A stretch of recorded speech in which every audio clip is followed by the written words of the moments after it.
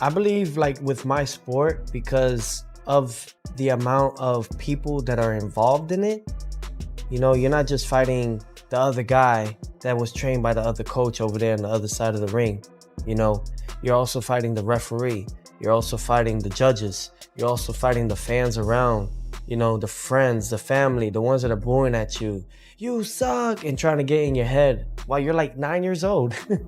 You know, we're just kids learning and fighting. What that did for me, it made me who I am in every aspect of life. Pressure makes diamonds, but it also reveals cracks. Teofimo Lopez has always fought like a man sprinting toward destiny. Loud steps, fast hands, big belief. What's up? Oh my God. My father said, you gotta be an entertainer. He was seeing everybody else, all the other kids. He knew I could beat every kid. However, he just wanted to add a little bit more sauce into me. And what was it? He said, be different, have fun, enjoy yourself, entertain. And I always had that in me. I started boxing at the age of 6, officially. But before that, my father had me fighting and doing Taekwondo at 2 years old. So let's say from 2 all the way to 17, for 15 years, I didn't know where I was going. I didn't believe in myself like my father did. I did not. What my father instilled with me, and it stuck with me, were a lot of things that I could really say that has improved my living. Don't get hit. He always told me that. He's like, you know how to box, you know how to do this, just don't get hit. All he had to say was don't get hit, and I already knew what that meant. Yeah. 1, 2. Right hand again. Give me that right hand, baby. Give me that right hand. Oh, sure. Don't show it. Okay, go. Go. Come over here. Too fast for me. Go. Move that. That's it. From the Olympics to world titles, his career has moved with urgency, like he never planned on staying long in one place. He wanted this fight because Shakur represents the one thing Timo can't overpower with emotion alone: control. That's what we've been waiting for, man. Working on drills, foot drills, hand-eye reaction, everything. You know, my guy, TA, Go Feet Formula, that's what's about to happen right now. I'm about to enter the whole matrix. That's my boy. He was the one that started it. That's my boy. So like you know, we already here. Fight week is on, and we at the UFC Facility Center. I've never seen him this great since right after the Olympics when he turned pro. Very explosive. Now it's a take back, and we just trying to focus on that and going to the next level, man, and taking over the 140 weight division, and that's what we focus on right now. Their paths crossed years ago. Both Olympians were groomed for greatness, always in the same conversations, but never in the same ring. Like parallel lines, daring boxing finally let them collide. Teofimo's style is built on explosion and confidence, sudden bursts that flip rounds and momentum in seconds. The kind of fighter who feeds off rhythm and reaction. So it's really just trying to just keep it going. You know, keep moving forward throughout the whole time and throughout the whole process, and mainly just have fun with it. You know, you gotta have fun with what you do. You know, I love this. You know, I haven't stopped doing what I've done because of the fact that I enjoy what I do. You know, this has been 20 years in the making, 20 years in this. You know, and I have so much to do and so much to prove within myself. So mentally, I'm prepared. Physically, I'm more than ready. You know, and emotionally, oh, I'm on fire. You know, I'm on fire with it. You know, because all I ever did was try to be great. You know, and it's no longer trying. I am. You know, I am great. And it's all about just continuing and holding that. So it's all about just staying humble throughout the process, keeping myself level-headed, and really just enjoying each day that we get, because tomorrow's never promised. When he's right, like against Lomachenko or Josh Taylor, he looks untouchable, sharp, and creative, daring people to keep up. Teofimo trains with his dad, Lopez Sr., for the Stevenson fight. He focuses on rounds, discipline, and smarter combinations now daily. That's the Teofimo experience. Brilliance wrapped in risk, talent that can win big or unravel fast. Always chasing moments that turn fights into statements. I'll tell you like this. I'll tell you like this. A lot of these people, they're so ambitious, and it's okay to be, you have to. But the thing is, sometimes you don't get it because you're probably not gonna carry it the right way. You're probably not gonna be a people's champ. You're probably just gonna spend all your money, like a lot of these fighters do, on yourself rather than giving back. You know, it's all about being a people's champ. Muhammad Ali was the greatest of all time for those things, you know, and he made a strong, strong impact in this sport.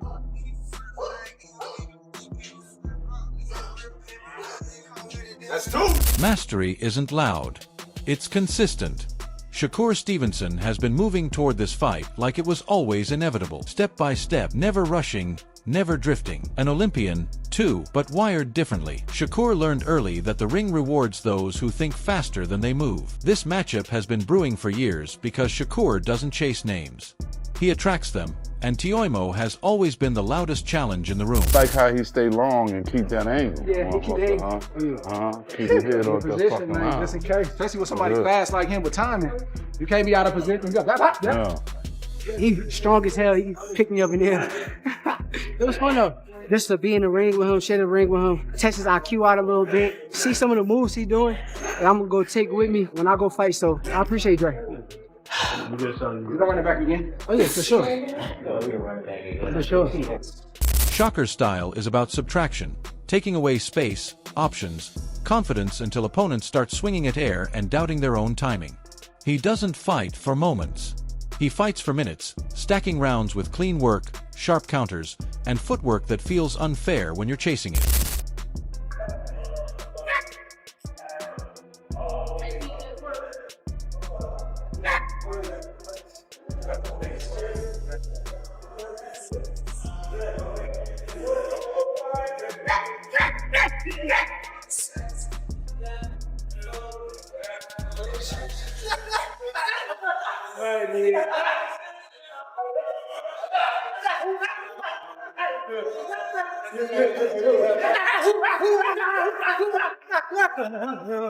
Always rock.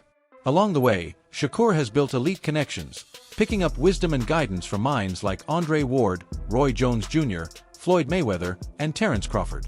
A rare blend of experience shaping his approach for Lopez. Losses haven't defined him because mistakes rarely repeat. He adjusts, refines, and comes back tighter.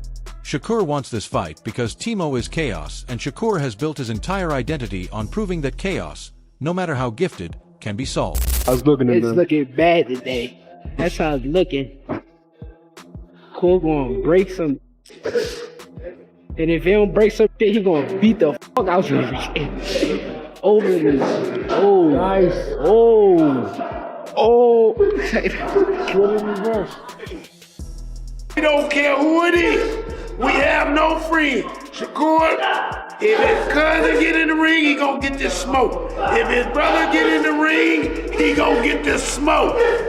We have no friends. Strictly business. Tarver said, "This fight is built like a classic chess match disguised as a brawl." And I hear him. He kept coming back to one clean truth. If Shakur controls distance and owns the center, he wins.